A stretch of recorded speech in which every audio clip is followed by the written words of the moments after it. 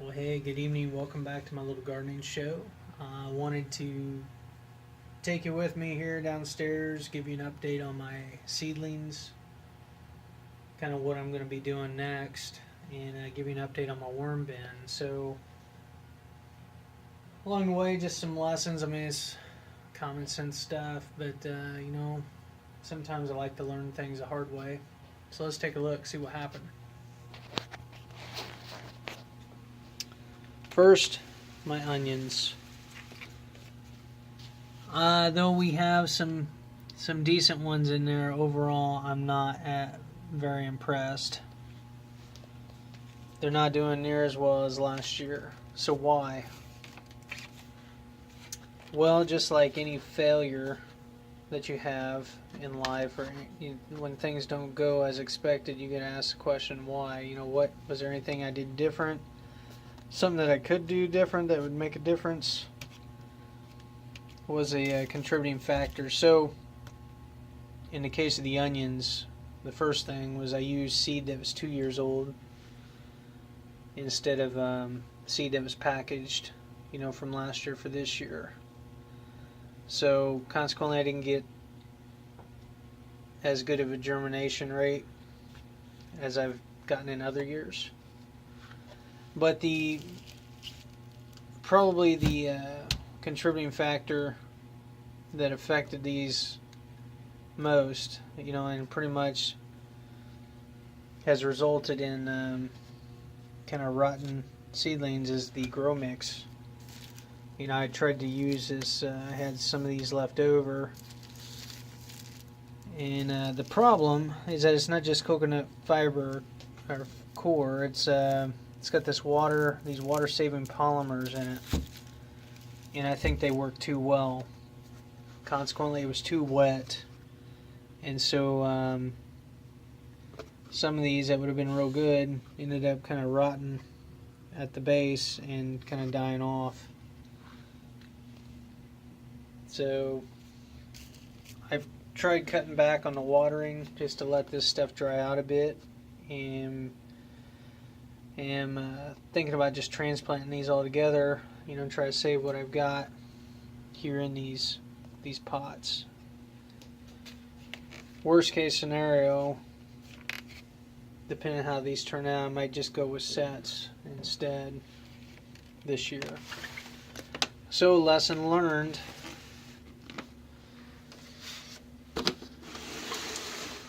Another important thing, other than your using the right grow mix,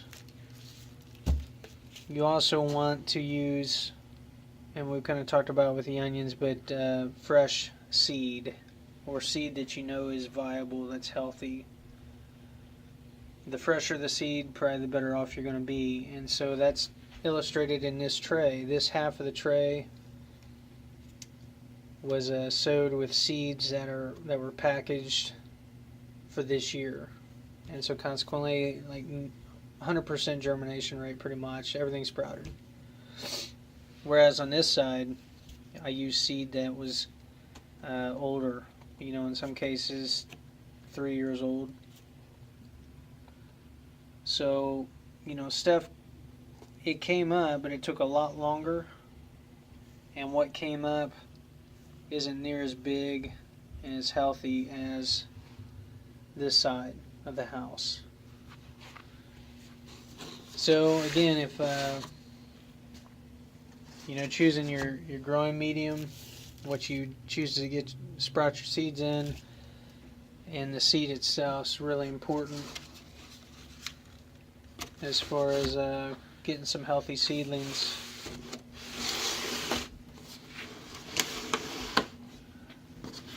Same thing with my buddy's tray. These 4 rows, fresh seed. The rest of the tray, older stuff. Kind of mixed results.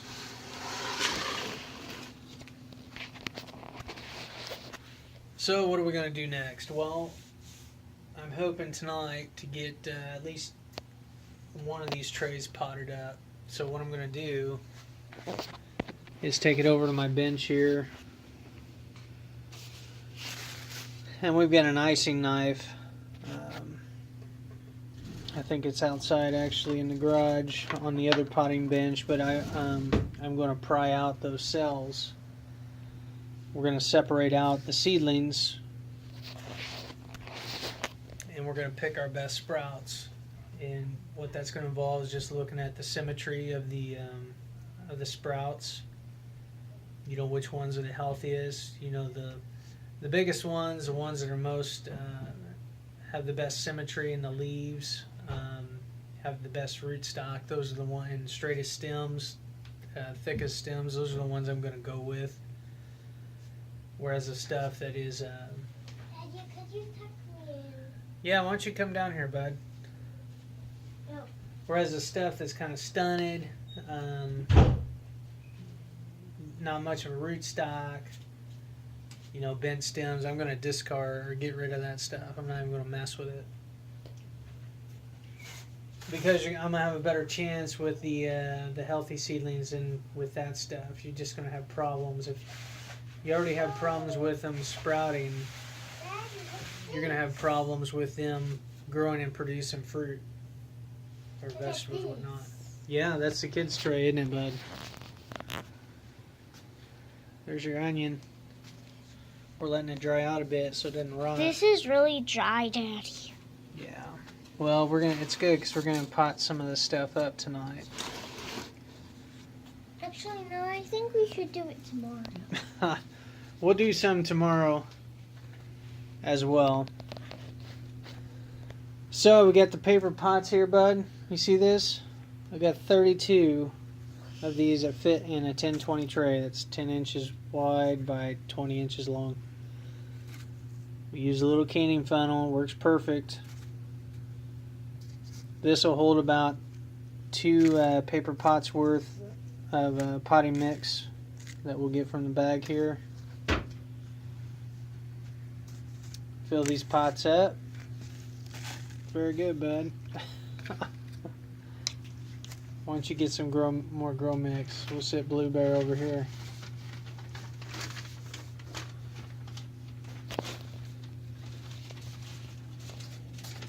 Once these are filled, we'll just use a dibber, or, you know, in this case, got just this metal rod, you know, and make an indentation, or you can just use your finger. Doesn't have to be fancy. And we'll pot up our seedlings. We'll water them. I'll add about 1 inch of water down below just to keep things somewhat moist. And then we'll give them a douse of this Dr. Earth's micro minerals. This 1 pint will last the whole season, so it's a pretty good investment. And we'll apply that like once a week via the spritz bottle that's over on the other shelf. You need to get your step stool, bud. Oh, Daddy, here's the... You found the step stool? Anyway, I've got some other videos that are more detailed on this whole process here that, you know, if you're interested, you can find on my channel. The worm bin. There it is. What I'm probably going to do is make up a fresh tray of bedding and put a small amount of food in there and, you know, get the worms into that tray and sift out this material. Kind of lesson learned. I was overfeeding this, like I put way too much in there early on, and so I cut back the last month and a half of not put anything in here. I'm letting it dry out because it was really wet, which gave me pot worms. I don't know if you can see, I still got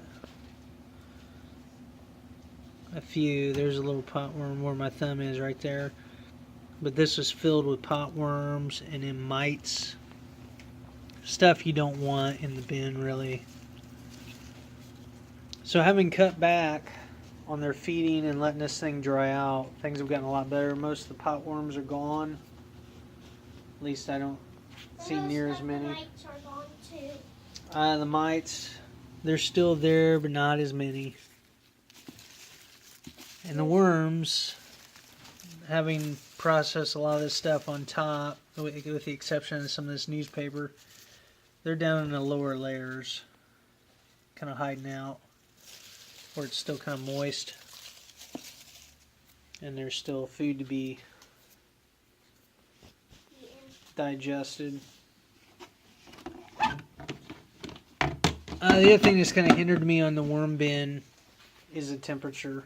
You know, since one of the agreements with my wife was that this was going to stay downstairs, I'm kind of hindered in that way. In summertime, I might move this outside, you know, under a shade tree or something, just to get the temperature up, because as you can see, the ideal is between 80 and 40. Well, we're sitting at about 50.